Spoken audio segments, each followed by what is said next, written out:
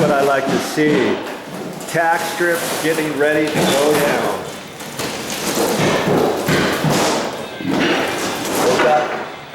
He's lining it up for his pops. His pops is in the other room.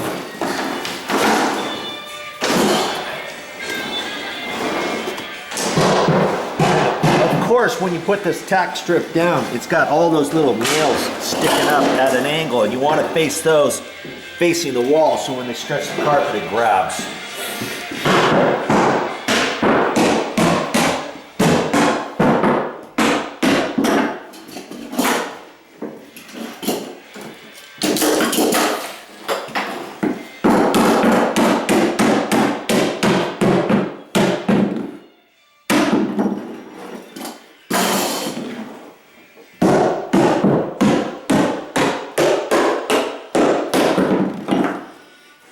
I think you've done this a few times, Billy. Yeah, once or twice.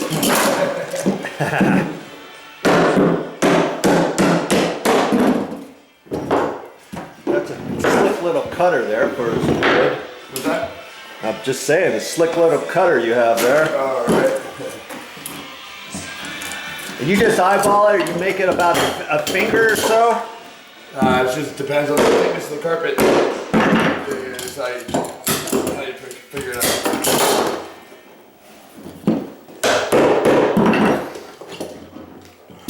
It's enough of a gap for the carpet to roll over that, over the pad. The pad stops into here, and then the carpet goes over, and then it kind of slips down in there underneath the baseboard. That's why generally when you install a baseboard, you hold it up on the floor like that.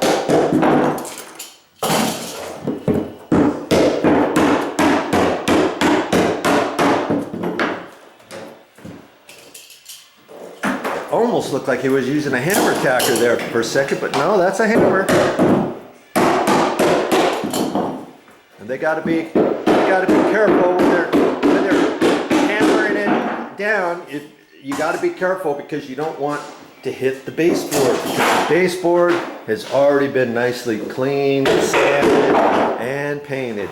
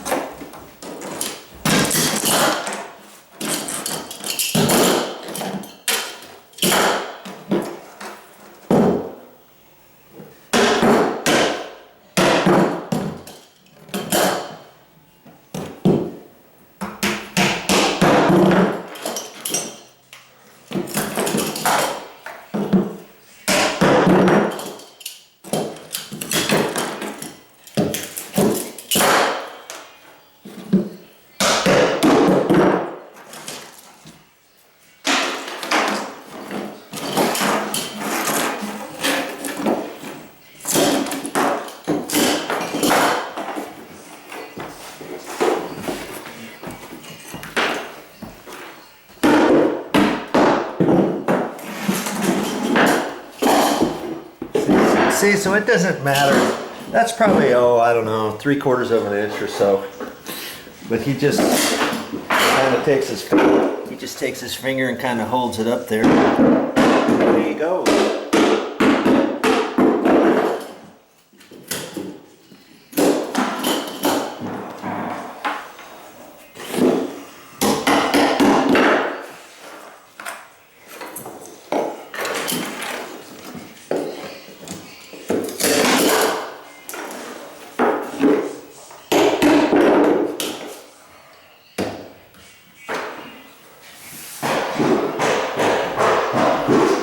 He was in this room for, I don't know, 5 minutes?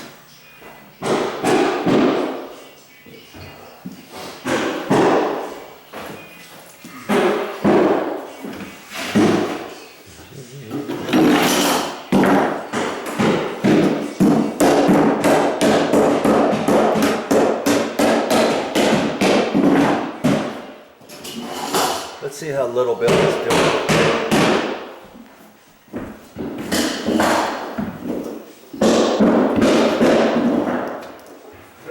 Yeah. What are you doing?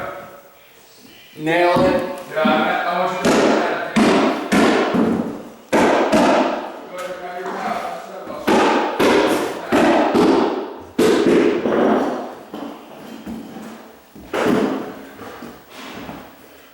Okay, well, not much to show you about carpet tack strip other than get it installed properly. Of course, if you're nailing this down onto concrete subfloor, they have different tack strip with little concrete nails in it, and then that gets a little tricky. But on a wood subfloor, it goes pretty quick when you know what you're doing.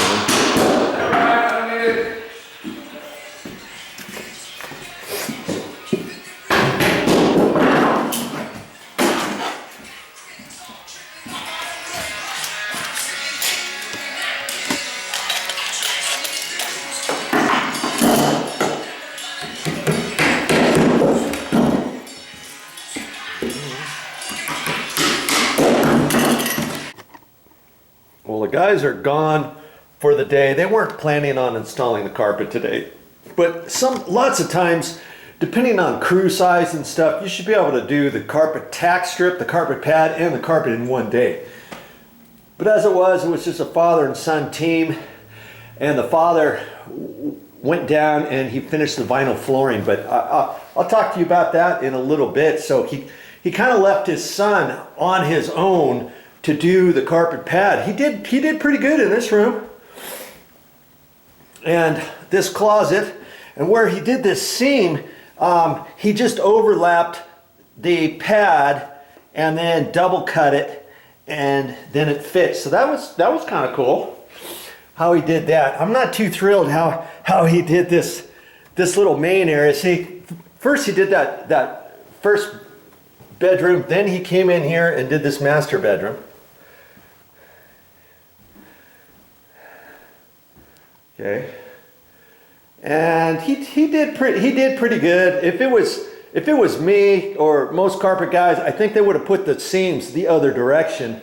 But he put them this way, and they're kind of right in front of the bathroom. But it shouldn't really matter on the seams as long as the seams are tight and stuff for the carpet pad. Yes, it does matter once you start installing the carpet. So, you know, I'm gonna let that slide. And so he got this stuff in here, and he ran out of staples. They ran out of staples, but you know, that's okay. I told him that's fine. When they come back to install the carpet, he'll finish this area here. And I wasn't too keen on how he did this. He was trying to use up his scraps, and then his pops came in here after he got done and said, you know what, carpet pad is pretty cheap, and they always bring extra carpet pad. Look, he's got a full roll here, plus he's got this. He could have used this. I don't know why he wasn't using that. He was trying to utilize his scrap is all I can think of, because see, he's piecemealed this. He's got a funky seam here, funky seams here, and then he's got one right here at the stairs. You know, you just don't do stuff like that. And I'm showing you on what not to do if you're going to have carpet installed, or if you're the person who's going to install your own carpet and you're getting ready to install the carpet pad. I mean, just run the 6 foot wide strips this direction, so you only have, you know, from here to 6 feet, he'd only have one seam right here, and then from here to 6 feet, he'd have another seam over here. You've got one seam, boom. You got a full piece coming here. You don't run a piece from here and then have a seam right there. I mean, you see what I mean? And then he's got this piece kind of cut in here. So it was kind of funny. His dad said, well, you know, hey, we got extra carpet pad, and he said we'll clean this up when we install the carpet. I think he's gonna take this whole section out and then he's going to use the other carpet pad and run it, you know, all the way. I can't have this. I can't leave this. This is not acceptable to me. Having a joint here, look how this was cut here. Having a piece there, no. And having this cut at an angle like this, no, that's not okay with me. And, you know, I'm just going to have to make sure I'm here the day that they're going to come back to install the carpet, and make sure before I say anything, I'm just going to see if they do it on their own, and if for some reason they start trimming this, I'll say, hey, you know, I'd rather have you just use the other carpet padding and put a straight shot down here so we don't have all these funky seams in here and they're not cut tight and all that kind of stuff. And I'm sure they'll get it, okay? And so, hey, that's the way it goes. Since they did it, I wanted to show you what not to do, okay? And so next time they come, I'll make sure they get this fixed, and then they're gonna bring in the carpet and install the carpet, okay? I'll show you that next time.